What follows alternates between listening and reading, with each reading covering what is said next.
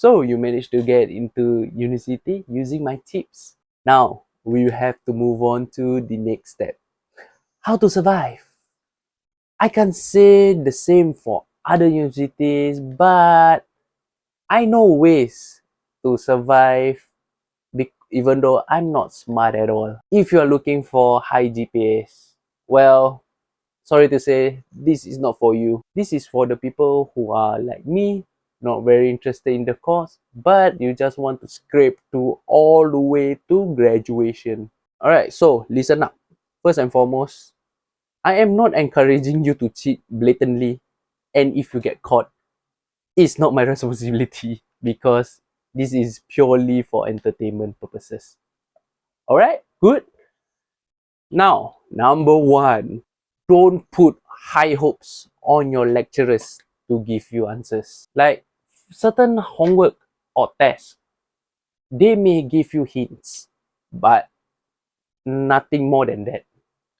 Like compared to your polytechnic days, the lecturers in university will not even try to guide you for the very beginning because they expect you to have some prior knowledge at subject at hand. They will just speed run the course and then they just throw you the question and then you expect you to know the answers. Then end up most of the time you will have to find the answer online or God forbid using ChatGPT. So you need to go find other ways to do your homework, which leads to number two. You need to quickly find your clique. Finding your clique or group is a matter whether you are going to graduate or you're going to drop out in the next trimester.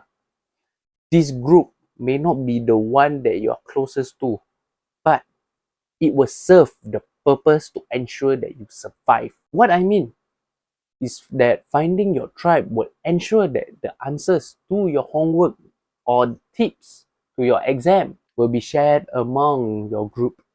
Well, this is the vital intel, as without it, you will have to find it yourself and you will not get the benefit of the hive mind. For me, personally, I have made that mistake for not trying to find my group as early as year 1, try 1. Because I quickly see all these cliques in my class were already forming up and already do their own discussion way before you can seek the answer yourself. And forming up usually during the time when they ask you to form up in groups are already made within these cliques. So without it, you will be either an outcast or will be the very last picking of whatever group remaining left.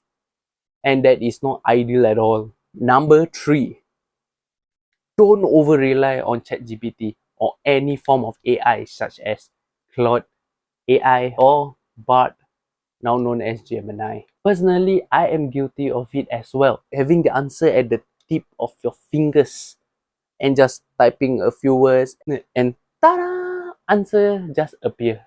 What you need to know that these AI models are only good at linguistics, or in other words, just plain English text. Without much context, the AI would just sprout out nonsense and give random answers. For example, you are doing some physics calculation. The AI will come out with the answers that you are looking for. But if you ask the same exact question, the answer may come out with another answer. Hell, you can go ask the other AI the same question. All three of them will likely give a different answer.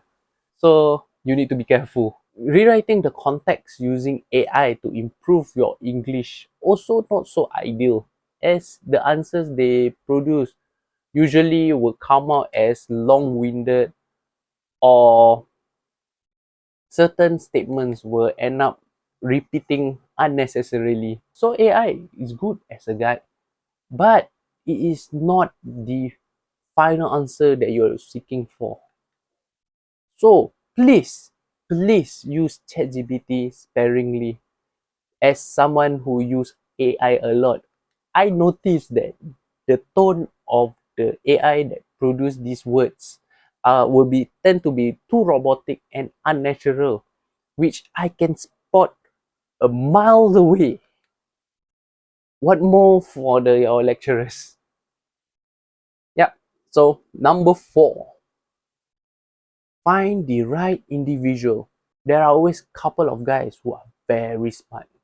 However, not all of them are good teachers.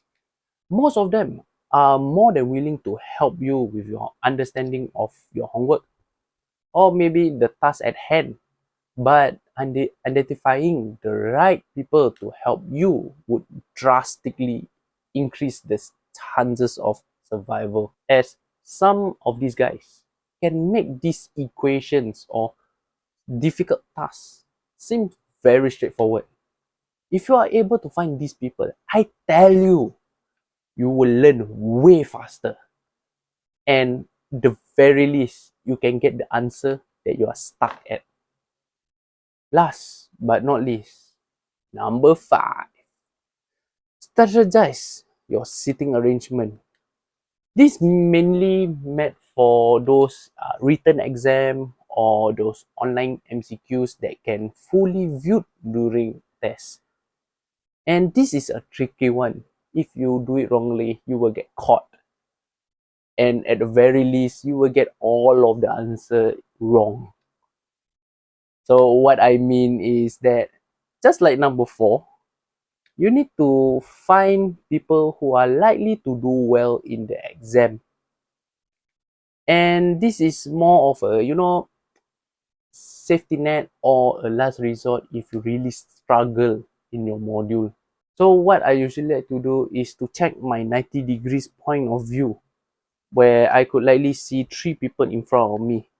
And the hardest one to usually to see from is the one that directly in front of you or the 2 people who are at your shoulders. Yeah, so if you're trying to seek inspiration from these people, you are likely need to be patient with this approach, because first of all, you need to know whose handwriting is eligible or the screen is big enough for you to read a bit, because this way it's easier for you to cross-refer the answers with yours.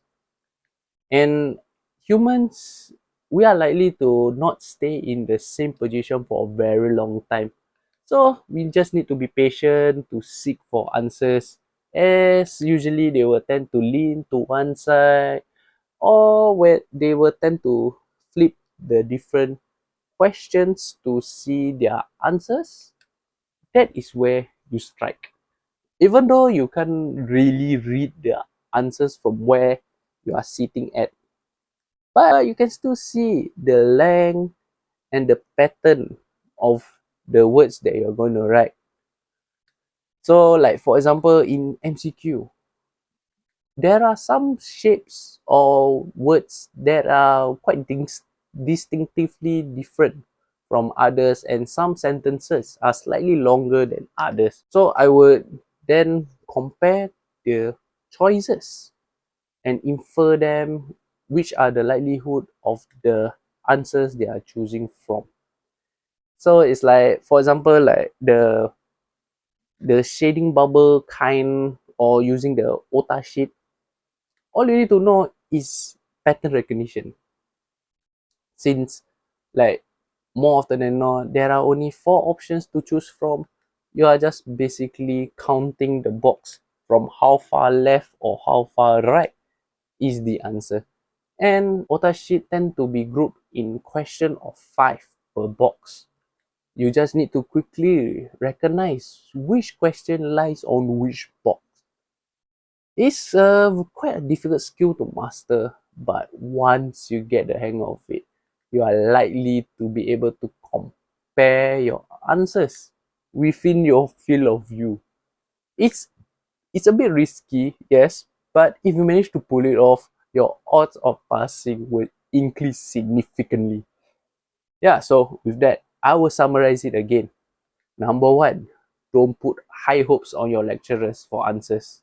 Number 2, find your clique quickly. Number 3, don't over rely on ChatGPT. Number 4, find the right people And lastly, number 5, strategize your seating arrangement. If you are able to apply all of these techniques, well, your university life will be way easier than trying to just solo and brute force your way through. Yeah, so that's all for me. Till then, I see you next time. See ya.